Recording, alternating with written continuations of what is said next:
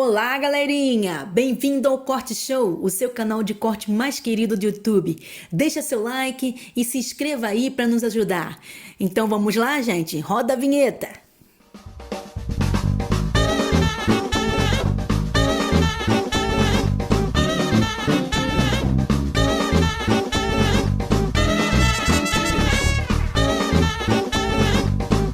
E essas diferenças, elas criam algum tipo de distanciamento das outras ou não?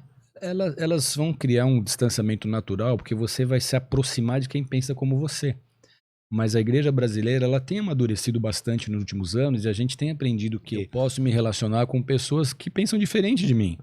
Então, Paulo, por exemplo, Paulo diz lá nas cartas dele que não é bom que o homem case, que é melhor ele ficar solteiro. Você concorda com Paulo? Não. Nem eu. Mas nem por isso eu deixo de acreditar em todo o resto que ele diz. Então não é porque eu tenho divergências em pontos teológicos com outros líderes que eu não possa ser amigo deles, não possa me relacionar de forma pacífica com eles. É para esse caminho que a igreja tem ido no Brasil. Até a Bíblia é diferente, né? Da igreja católica para as igrejas protestantes, não é? Tem livros a Bíblia a mais. É a mesma, a diferença são os livros apócrifos. Qual tem? Que são livros apócrifos? São livros escritos na mesma época, mas que se encontraram neles, ou que se encontrou neles diferenças de localidade, de tempo, de time dos acontecimentos. Então tinha algumas coisas que não mostravam que aquele texto era fidedigno. Então você tem Macabeus, você tem Tobias, você tem textos que são importantes, que contam história, mas que não foram canonizados. Canonizados são textos que passaram por uma avaliação de 70 sábios gregos na Septuaginta, criteriosa, para avaliar quais livros seriam canonizados e quais livros não seriam canonizados. Então, são quantos livros que ficaram Eu acho que fora? 7. 7? Acho que a Bíblia, se eu não me engano, são 7. E tem Eclesiastes e Eclesiástico. Exato, também. É isso. E esses sinais que a gente está tendo hoje te leva porque a gente está falando, você está com um curso sobre escatologia, que é um assunto que me interessa bastante. Qual é a definição? A escatologia é exatamente o estudo dos últimos dias, o estudo dos últimos tempos. Por quê?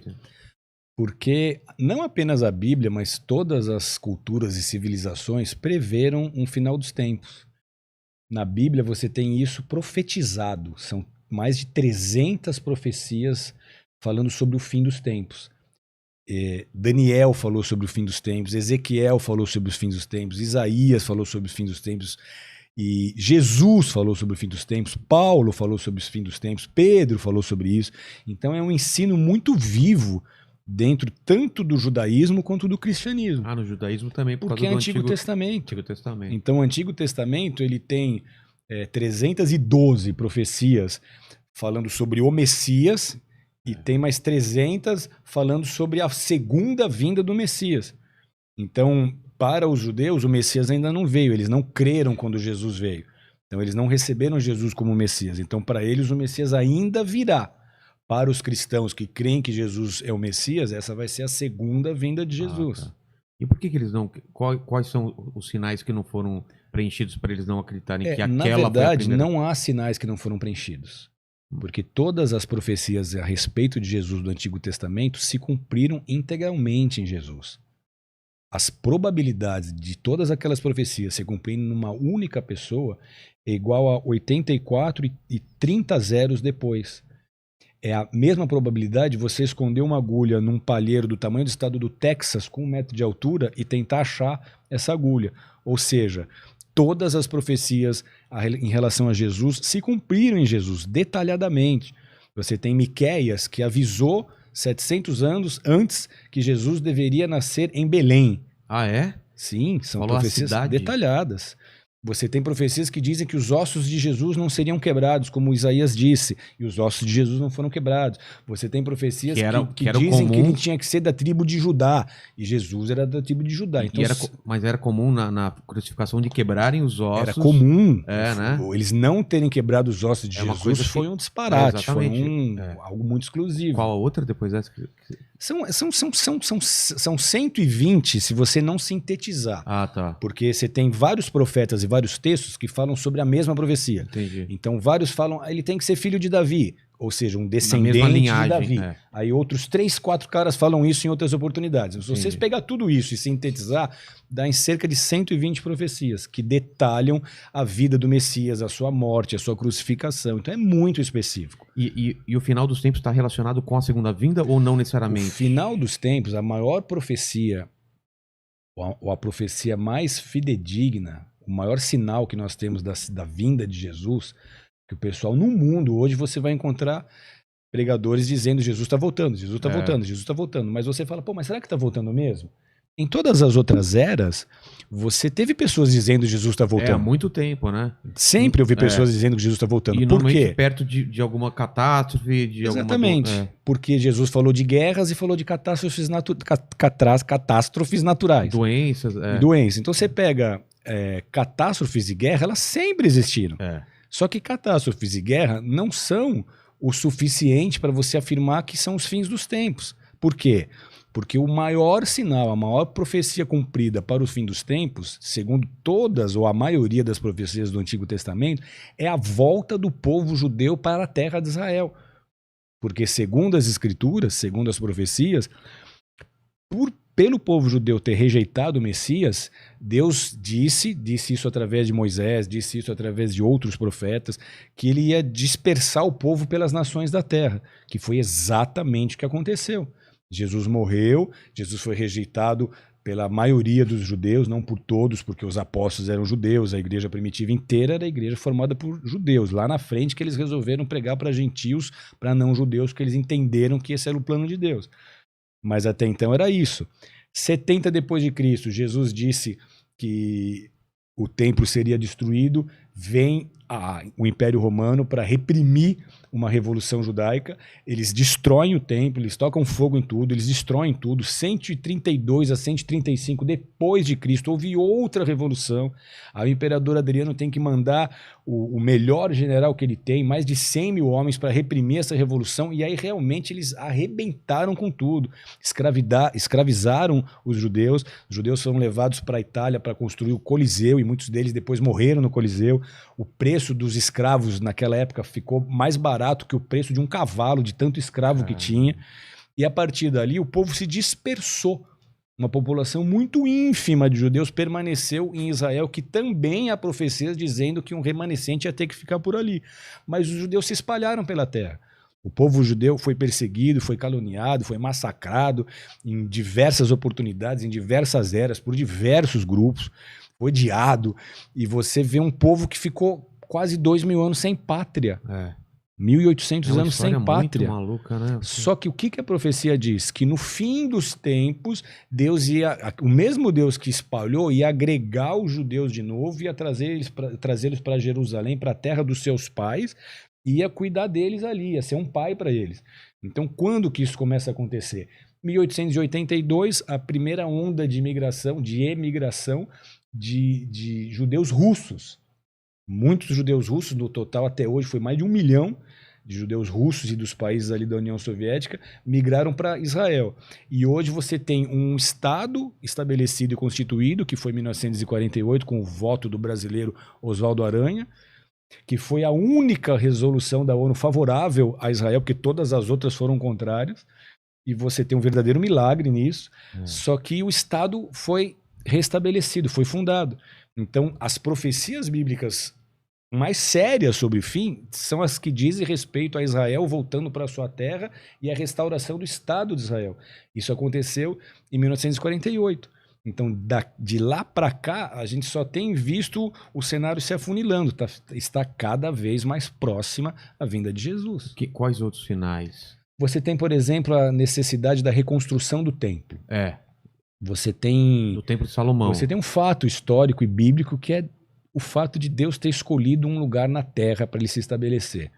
De todos os países ele escolheu Israel, de todas as cidades ele escolheu Jerusalém, de todos os montes em Jerusalém escolheu o Monte Sião.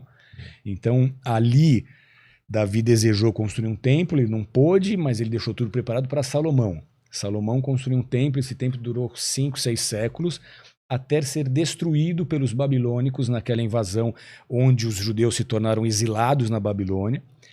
Séculos depois, 70 anos depois, eles começam a voltar do exílio, e aí você tem Esdras, você tem Neemias, você tem Zorobabel, que reergueram Jerusalém, reconstruíram os muros, reconstruíram o templo. Então esse é o segundo templo, o primeiro de Salomão, o segundo que Zorobabel, o sacerdote, dedicou. Herodes, nos dias de Jesus, ele restaurou esse templo, só que 70 depois de Cristo esse templo foi destruído. Não houve mais sacrifícios, não houve mais culto, não houve mais sacerdócio, não houve mais nada. O povo se dispersou e acabou ali, encerrou-se os cultos e os sacrifícios a Deus no templo. Para que o ambiente profético seja completo, nós precisamos de um terceiro templo. Então você tem hoje movimentos como o Instituto do Templo em Israel, que trabalham em prol da construção do templo em Jerusalém. Então, para o templo ser reconstruído, os utensílios do templo têm que estar prontos, os sacerdotes têm que estar treinados. Então, esse instituto, ele já há alguns anos, ele treina sacerdotes. Tem um instituto perto de Jericó, ali perto do Vale do Jordão, que treinou milhares de judeus do mundo todo para servir no templo quando ele for restaurado e quando voltar a haver sacrifícios. Então você tem esses homens sendo treinados, você tem as vestes sendo restauradas, desde aquela época que não havia uma estola sacerdotal, que era a estola do sumo sacerdote, porque nem sumo sacerdote existe desde essa dispersação, desde a diáspora. Então o que a gente vê é que esse instituto reconstituiu uma veste sacerdotal no valor de $1,5 milhão e a veste está lá prontinha para a hora que o tempo estiver pronto, o sacerdote chegar, papum, e foi. Você tem um candelabro de ouro, você chega na cidade velha de Jerusalém, na frente desse instituto está exposto com uma redoma de vidro um candelabro de ouro, feito exatamente nas medidas bíblicas, para que quando o templo estiver reconstruído, o candelabro esteja lá. Você tinha a necessidade de uma bezerra vermelha, desde de Moisés até a destruição do templo, segundo as tradições, só 9 bezerras vermelhas foram sacrificadas. Então, para o templo voltar, vai ter que ter uma bezerra vermelha. E há 2.000 anos que não existe uma bezerra vermelha. No Texas, em fazendas com embriões e modificações genéticas, eles ficaram tentando isso por muitos anos. Conseguiram em 99, em 2002, mas os rabinos rejeitaram porque não era perfeita de acordo com as exigências bíblicas. Só que agora, em 2018, se você pesquisar na internet, você vai encontrar, eles conseguiram fazer uma bezerra vermelha que nasceu em Israel e que os rabinos aprovaram como uma bezerra que pode ser sacrificada a Deus. Então, até esse fato, que é uma bezerra que há 2.000 anos não existe, eles trabalharam geneticamente a raça Red Angus e a partir delas eles chegaram nessa bezerra. Então até a bezerra, para ser consagrada no templo, eles já têm. E onde seria? Tem que ser construído no mesmo local? O grande impasse qual é? Hoje, o local onde o templo de Salomão e os outros templos foram construídos e que esse templo precisa ser reconstruído, está um santuário islâmico, que é o Domo da Rocha, aquela edificação com uma cúpula dourada que você, em qualquer foto de Jerusalém, consegue identificar. Então, ali, para o templo ser construído, aquela mesquita, que não é uma mesquita, aquele santuário teria que ser removido. Isso só se houver uma guerra. Vai criar uma... Isso só se houver uma guerra. Então a gente está hoje vivendo um cenário apocalíptico. O que a gente vê é uma pandemia que parou o mundo e Jesus disse que as pandemias elas seriam um sinal das dores de parto, ou seja, ainda não é o fim, mas já é o princípio. Então você tem visto uma pandemia e nós estamos muito próximos de uma guerra que talvez seja a Terceira Guerra Mundial. E muito disso talvez gire em torno dessa questão entre árabes e judeus. Exatamente pelo fato do templo precisar ser construído ali. Só que é o templo que o anticristo vai sentar. Por quê? Porque, segundo a escatologia, Jesus vai buscar a igreja, aqueles que estão nele vão ser arrebatados para encontrar com ele nos céus. Na terra nós vamos ter um período de 7 anos. Primeiros 3 anos e meio, ele vai governar como um governante que o mundo vai falar, esse é o cara que veio para resolver os nossos problemas, vai resolver o problema da fome, vai resolver os problemas econômicos.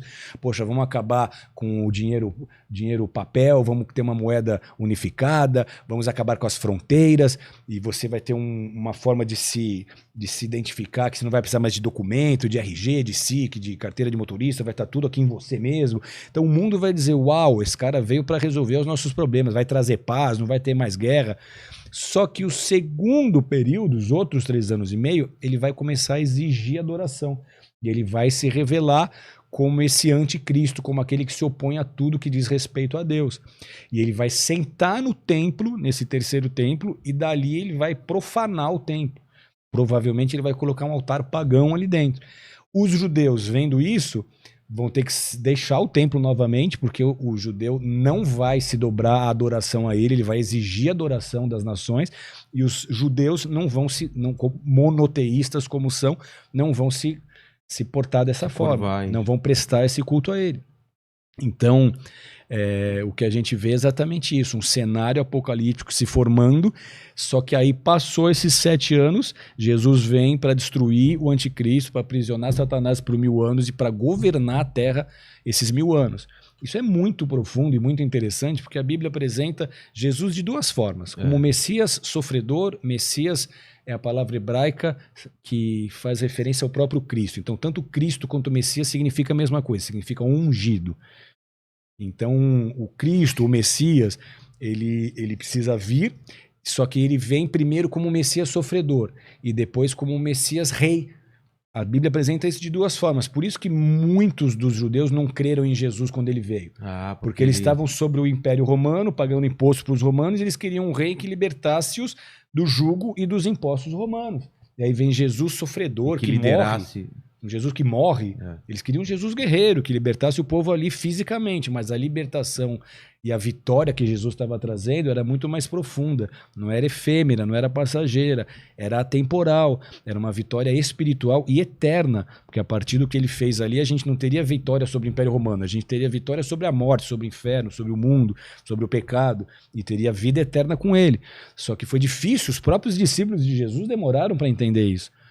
Quando Jesus ressuscitou, os discípulos continuavam não entendendo o que estava acontecendo. Maria Madalena correu para avisar, poxa, Jesus ressuscitou. Eles falaram, ih, você tá maluquinha, não tomou remedinho, coitada, como é que ressuscitou? Mesmo Jesus tendo avisado diversas oportunidades que ele ia morrer e que no 3º dia ele ia ressuscitar, porque até os discípulos de Jesus estavam esperando o Messias terreno.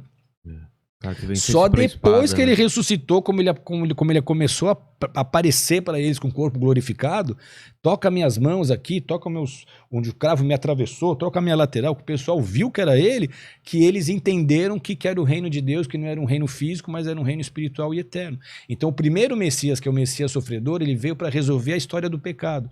Os homens são pecadores e o pecado separa o homem de Deus. Então ele teve que morrer no nosso lugar para poder garantir a nossa salvação. Então, como é que é isso? Deus criou o mundo, ele tem o direito de governar, e se ele criou o mundo, além de governar, ele tem o direito de julgar. Você tem lá nos primeiros versículos da Bíblia um termo Elohim para designar Deus. Esse Elohim, ele significa também governante e juiz. Ou seja, é o Deus que governa, mas é o Deus que julga. Então ele estabeleceu as regras e falou para os homens, joga o jogo, mas todos vocês vão ser julgados por essas regras, por essas leis. No final vocês vão ser julgados. Então, se Deus não julga o transgressor da lei, ele não é justo. E justiça é um dos atributos de Deus. Se ele é justo, ele necessariamente precisa julgar o transgressor da lei. E quem são os transgressores da lei? Somos nós, somos os pecadores. Então, pelas nossas atitudes, a cruz era para nós. O nosso castigo era a morte, o nosso castigo era a cruz. Só que aí vem Jesus para resolver o problema da culpa. Então pensa em Deus como um juiz, Satanás como um acusador, que é exatamente o que a palavra significa, mostrando a capivara do Rogério Vilela. Olha o Vilela aqui, o que ele já aprontou na vida, olha os pecados dele. Se você me condenou eternamente, você tem que condenar ele também, porque ele também pecou. E Deus tem que condenar, porque ele é justo. Então ele vem como um advogado de acusação. Só que um dos nomes de Jesus no Novo Testamento é advogado. Filhinhos, não pequei, se pecares, tendes advogado diante do Pai. Ou seja, ele é o nosso advogado. Só que por que Jesus aceitou a nossa causa? Se é uma causa perdida. Eu sou pecador mesmo, você é pecador. Que advogado quer conseguir mudar o coração e a decisão do juiz com argumentos? Não tem o que argumentar, você é pecador, eu também. Então por que Jesus pega todas as causas e não perde uma? Porque ele não tenta mudar a decisão do juiz com argumentos. ele concorda com o acusador. Ele diz, você tem toda a razão, eles são pecadores. Só que apesar de concordar, ele resolveu o problema da seguinte forma. Ele tirou a sua roupa de advogado, foi lá na cadeira do réu, tirou o Rogério Vilela de lá, sentou ele na cadeira do réu e falou, ele é culpado, mas eu vou pagar no lugar dele, joga a culpa em mim. Foi isso exatamente que aconteceu na cruz do Calvário. Então aquele que crê nisso está justificado. Por quê? Porque Deus só recebe a justiça de Jesus, só ele não pecou. Ele não pecou. Os homens tentaram pegá-lo em qualquer falhinha, errozinho, ele não teve. Eu tenho, você tem. Se alguém resolver levantar a tua vida, vai pegar um monte de erro seu, um monte de erro meu. Mas de Jesus ninguém conseguiu pegar. Então, por ele não ter pecado, Deus aceitou a justiça dele. Então, se eu vou na minha própria justiça, Deus me recebe. Ele não vai receber, porque ele chama a nossa justiça de trapo de imundícia. Trapo de imundícia era o mods na época do Antigo Testamento. Era o pano que as mulheres usavam naqueles dias. Fala, isso é a sua justiça para ele. Então, para a gente ser aceito, você tem que falar em nome de Jesus. Por aquilo que Jesus fez na cruz, por ele ter pago a minha dívida, me recebe. E é assim que Deus nos recebe e nos toma como filhos. Que é o que a Bíblia diz. Vocês vão receber o direito de serem chamados filhos de Deus. Então, quando a gente se aproxima desse cenário que está se formando aí, a gente tem que começar a perceber que essa terra aqui é uma passagem, que a matéria por si só não é nada. Por isso que Jesus falou, guarda seu tesouro onde a traça não corrói e a ferrugem não consome, ou vice-versa. Por quê? Porque isso aqui é um teste. Você piscou, o olho passou. Você estava comigo há 21 anos atrás. A gente piscou, caçota, os dois aqui com 50, você pintando a barbinha para disfarçar o pelo branco. Não me entrega, não. Com filho, caso. Passou. A gente vai piscar de novo, foram mais 20 anos. É incrível. Então essa vida aqui é um vum, foi. Então o que Jesus falou? Vivam essa vida de modo digno. Adorem a Deus, agradem a Deus, porque isso aqui é só um teste, isso aqui é uma passagem. A alma de vocês é imortal e não há nada que vocês possam fazer em relação a isso. O Messias que é apresentado pela Bíblia é o Messias rei, é o Messias soberano. É esse Messias que na segunda vinda vem para governar no milênio, que é esse período de 1000 anos, só que aí para resolver os problemas sociais, os problemas políticos e os problemas econômicos do mundo. É isso que a Bíblia ensina e é isso que a gente espera. Por isso que esse tema é fascinante, é apaixonante. Eu nunca entendi direito essa parte de Jesus ele veio para cá e foi uma decisão dele tomar os pecados para si, ou ele era fadado a tomar essa decisão? Ele não tinha outra alternativa? Porque, na verdade, parece que tentam demover ele de ser crucificado. Fala, não, Jesus, a gente vai te proteger. E fala, não me tira do meu caminho.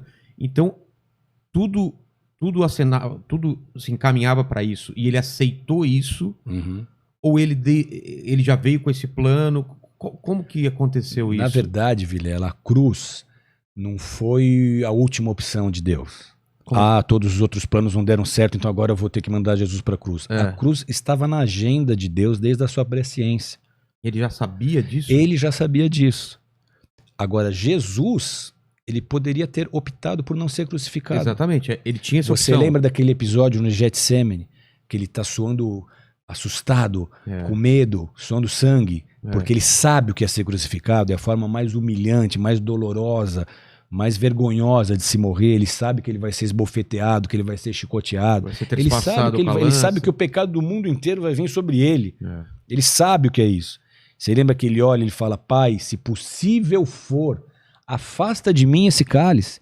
Ele ora isso 1, 2 e 3 vezes. Por quê? Porque ele queria ter certeza de que essa era a mesma vontade de Deus. Não tem outra chance. Se tiver se tiver algum outro caminho, me livra disso. Quando ele entendeu que não tinha, que aquela era uma agenda que precisava se cumprir, ele se fortaleceu e se rendeu.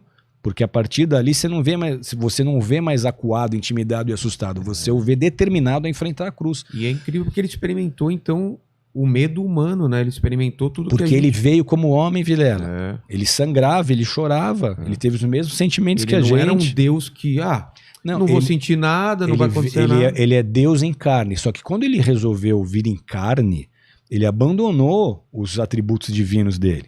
Então Jesus veio como homem. Jesus alcançou a santidade que ele alcançou como homem, ou seja, é possível você viver o mesmo. Jesus fez os milagres que ele fez com a ajuda do Espírito Santo como homem, ou seja, nós podemos viver o mesmo com a ajuda do mesmo Espírito Santo como homens. Jesus não usou poderes sobrenaturais que ele tinha antes da encarnação, antes de vir em carne. Ele usou os poderes que nós, como homens, temos acesso pelo relacionamento com o Espírito Santo, pelo relacionamento com Deus. Agora, qual que era a diferença? Jesus vivia uma vida separada, se não encontrou pecado nele, e ele orava cerca de 4 horas por dia. Ou seja, ele tinha muita comunhão com o Pai. Ele aprendeu a falar, mas ele aprendeu a ouvir Deus, que é o que o ser humano precisa também aprender. Oração não é um monólogo, oração é um diálogo. Então ele aprendia a dizer, mas ele aprendia a falar, mas ele aprendia a escutar. E aí quando ele descia para trabalhar, ele já sabia o que ele tinha que fazer. Por que que ele dizia, eu só faço o que o Pai está fazendo e eu só falo o que ele me disse? Porque era Deus que dirigia o ministério diário dele, como precisa dirigir as nossas vidas também. Mas e quando ele está na cruz, ele fala, Pai, por que me abandonaste? Porque naquele momento todos os pecados da humanidade estavam sobre eles. E Deus é averso ao pecado. É luz e trevas. Então naquele momento que todo o pecado da humanidade veio sobre ele, ele teve por um momento essa distância de Deus. Ele sentiu a ausência de Deus, porque onde tem pecado não tem presença de Deus. Então pensa em Jesus por 33 anos vivendo na presença de Deus e daqui a pouco, por causa dos pecados que estão nele, ele não sente mais a presença de Deus. Caramba. Que é o que o pecado faz com a gente. Se você está buscando a Deus, está cheio do Espírito Santo, está vivendo uma vida legal, lendo Bíblia, está se enchendo, você sente Deus, você tem comunhão com Ele, você escuta a voz de Deus. Agora você começa a pecar, automaticamente você sente a presença de Deus se esvaindo, você sente o Espírito de Deus se afastando de você. Porque onde há luz não há trevas, não tem como você ter os dois. Ou você come na mesa dos anjos ou você come na mesa dos demônios, não tem meio termo aí. O muro tem dono.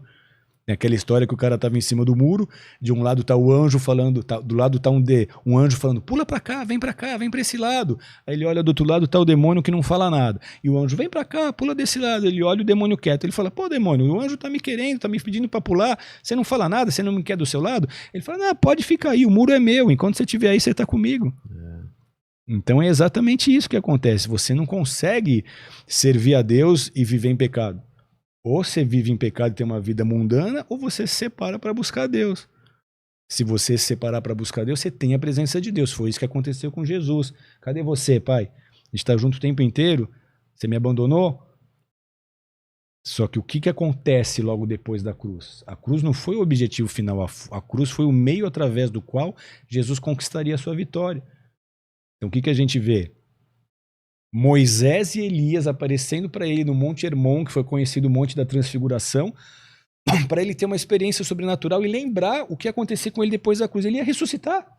Ele ia ressuscitar com o corpo glorificado, ele ia ressuscitar para ascender aos céus e ser coroado como Rei dos Reis, Senhor dos Senhores.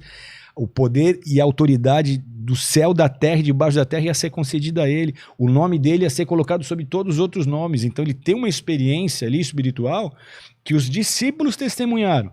Moisés, o corpo dele não foi encontrado, então não é que ele morreu e aquilo era uma reencarnação. Não encontraram o corpo de Moisés. Elias foi arrebatado, os dois tiveram os corpos glorificados. Esses dois com corpos glorificados aparecem para Jesus para animar Jesus. Fala, você vai enfrentar a cruz, mas olha o que vai acontecer depois. Olha o que você vai viver, você vai ser o rei, você vai vencer a morte, você vai vencer o inferno, então seja forte. E o que Jesus viveu foi exatamente isso, ele passou por terríveis experiências na cruz. As piores possíveis. As piores possíveis, mas o que veio depois? Ele ressuscitou. E o que importa para nós não é como a gente vai morrer, mas é como a gente vai ressuscitar.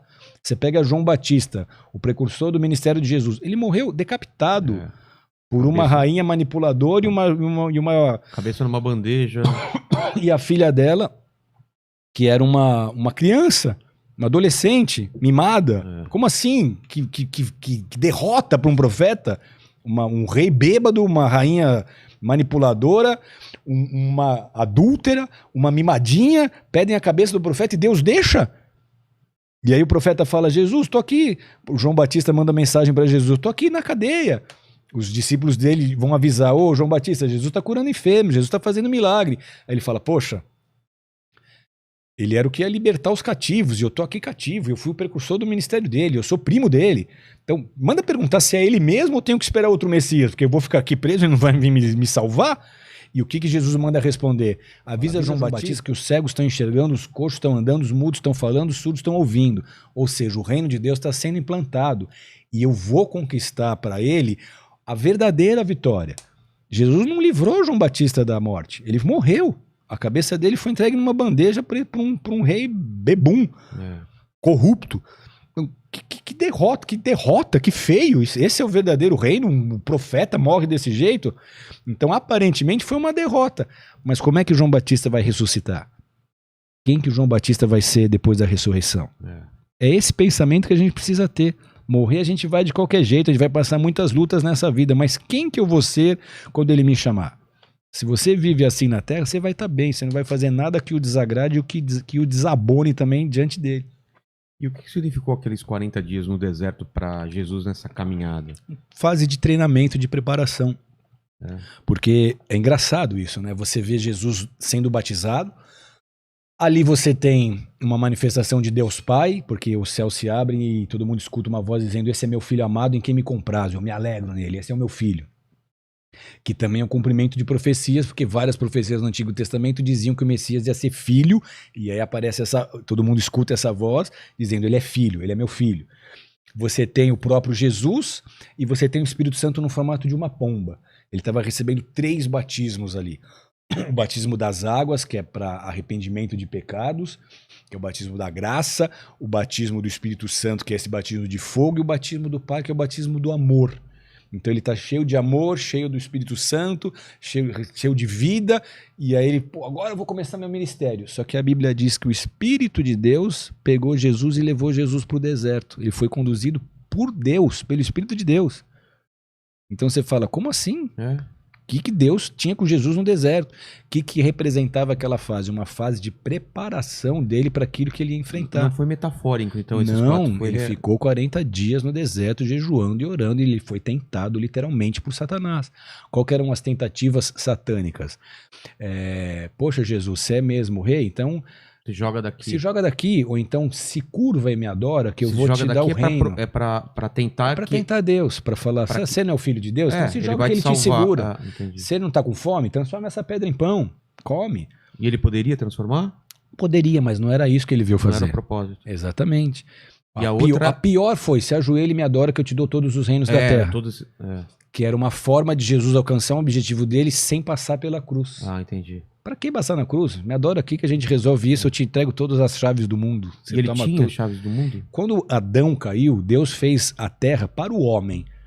A terra era para ser uma colônia do céu, a terra era para ser uma reprodução do céu. Deus criou a terra, criou um ambiente perfeito chamado Jardim do Éden, botou ali um casal para uma comunhão perfeita com ele, falou: só não comam dessas árvores aqui da vida e do bem e do mal.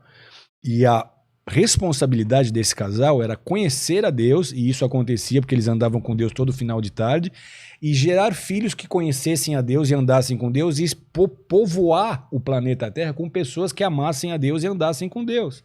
Então não era para ter guerra, não era para ter fome, não era para ter morte, não era para ter pecado, não era para ter doença. O que Deus idealizou era outra coisa. Só que aí, na primeira experiência mediúnica da história, Satanás toma uma serpente, que não era a serpente que rasteja, porque isso foi depois desse episódio. Ela chega e convence Eva de comer o fruto. Eva e Adão, eles viam Deus como Senhor. Eram 2 árvores, né? A árvore da vida e a árvore do conhecimento, do bem e do mal. Isso, exato. A da vida eles poderiam comer. Nenhuma das duas eles poderiam nenhuma comer. Nenhuma. Eu achei que a da vida eles poderiam comer e a do conhecimento... Nenhuma das duas eles poderiam comer. Só que a ênfase é na árvore do conhecimento, porque foi a que eles comeram. Tá. Então a serpente está lá tentando convencer Eva: come Eva, você vai ter conhecimento, você vai ser como Deus, você vai ter sabedoria. Ela: não quero, Deus falou que não, come Eva.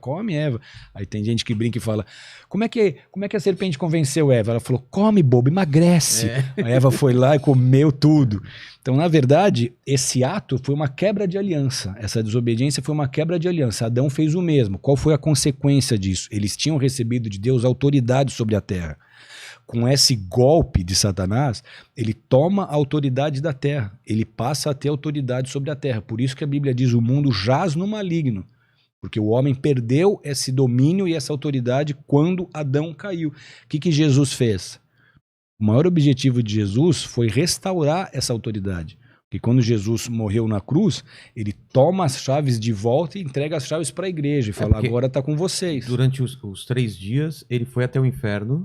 Ele foi até o inferno e pegou a chave. Pegou as chaves e tirou as pessoas que estavam ali também esperando pela vinda dele. Tanto é que quando Jesus ressuscitou, não foi só ele. A Bíblia fala das primícias da ressurreição. Todo mundo que tinha morrido antes dele ressuscitou. Porque quando Pedro pregou, 3.000 pessoas se converteram. Porque ele estava apavorado. Eles tinham acabado de ver os antepassados que estavam mortos andando pelas ruas de Jerusalém. Entendi. Isso foi um avivamento. Aquele é a primícia da ressurreição. Ou seja, todos nós vamos ressuscitar um dia.